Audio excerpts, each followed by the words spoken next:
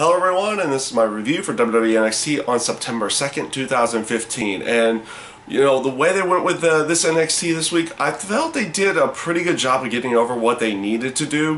One real down spot, and I'll just start off at the beginning, with both of the Divas matches. The match with Alexa Bliss and Blue Pants, I thought was pretty well done. And it was also well played off of how they were going with...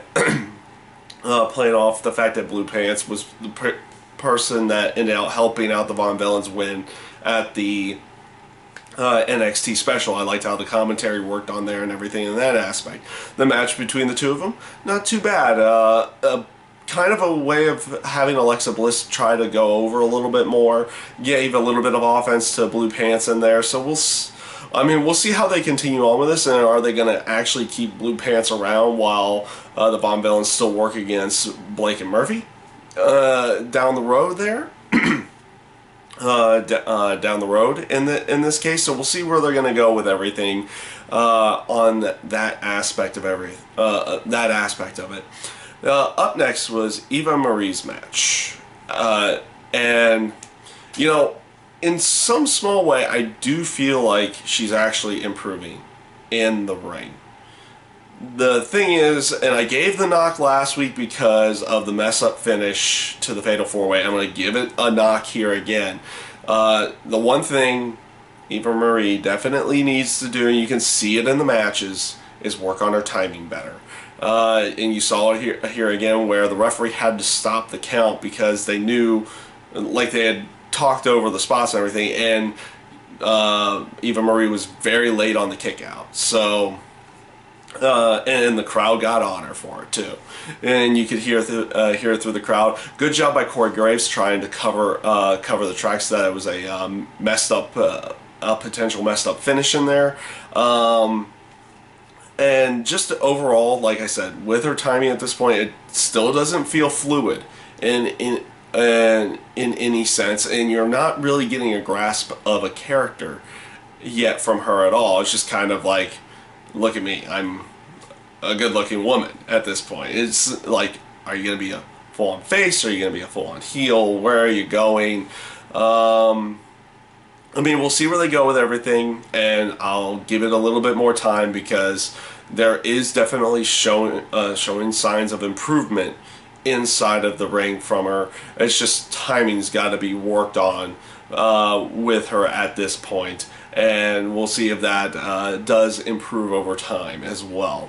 So this leads me into the Apollo Crews match.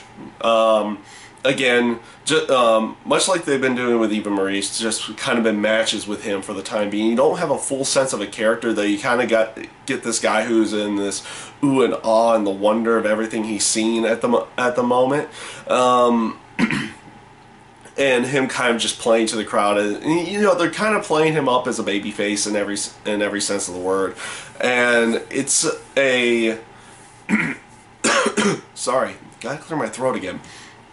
And it's been really nice to see like his athleticism and everything. So we'll see where they go with developing him. He's just kind of started himself, or he's just started on TV himself. I think he's, like, I haven't seen him in the Indies, but I believe he was part of the Indies at one point as a different name.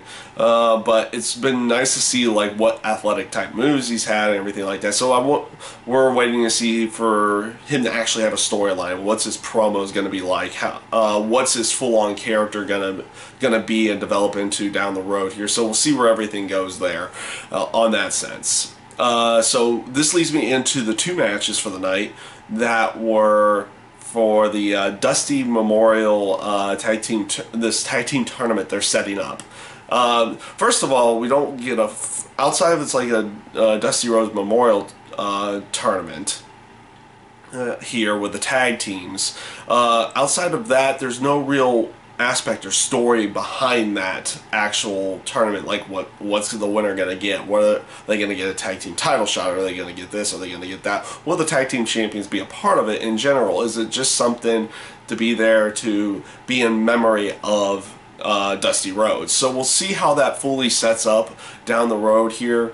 The matches were pretty good this week. I did thoroughly enjoy both of the matches that they put together for this tag team tournament, with the Ascension going up against Baron Corbin and Rhino. They put on a relatively good one here. It was also a good way of showing to see whether or not they were going to have these two old rivals with Rhino and Baron Corbin actually work together and actually pull out the win, which they ended up doing. So we'll see how they're going to set up with everything inside of there in the this tag team tournament.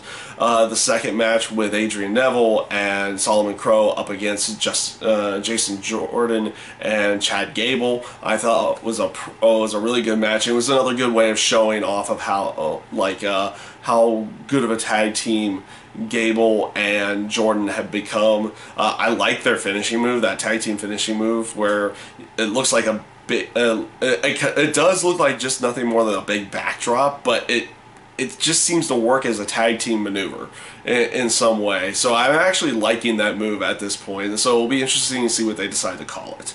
And they did set up more matches for the next week with a couple backstage promos. One with Tyler Breeze interrupting William Regal as he was talking to another tag team that was coming in for the tournament.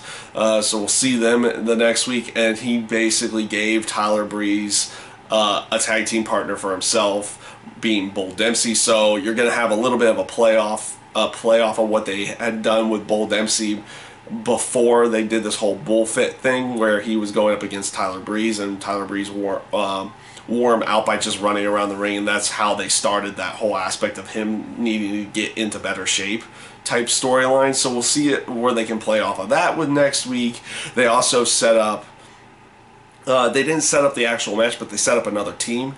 They had Finn Balor talking about defending his NXT championship and everything from the NXT special and what is going to be going down in Texas, everything in that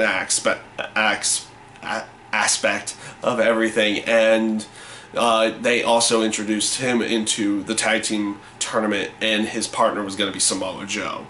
So in this promo from Samoa Joe was kind of a little bit different. Like, Samoa Joe usually comes off crazy intense in every promo, but this one was kind of like he's buddying up with Finn Balor at this point. It almost makes you feel like that maybe somewhere down the road in this tournament, especially they have him advance, that maybe Samoa Joe's going to turn on Finn, and then you're going to get some kind of match between the two of them for the NXT title somewhere down the road. So we'll see where they go with everything here and now. With that, overall, pretty good show this week. You know, and we'll see where they go with everything, especially with this I can't say tag title tournament because I don't think it's for the tag titles in some way, but this tag team tournament. See what kind of storylines will build out of that.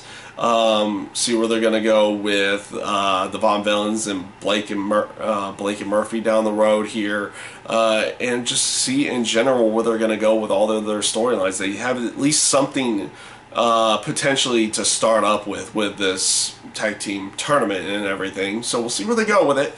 This week was pretty good, so hopefully that will continue on. For most cases, it usually does continue to be pretty good from week to week to week to week. So again, we'll see where everything goes with it. So that is my review this week for WWE NXT, and I thank you guys for watching.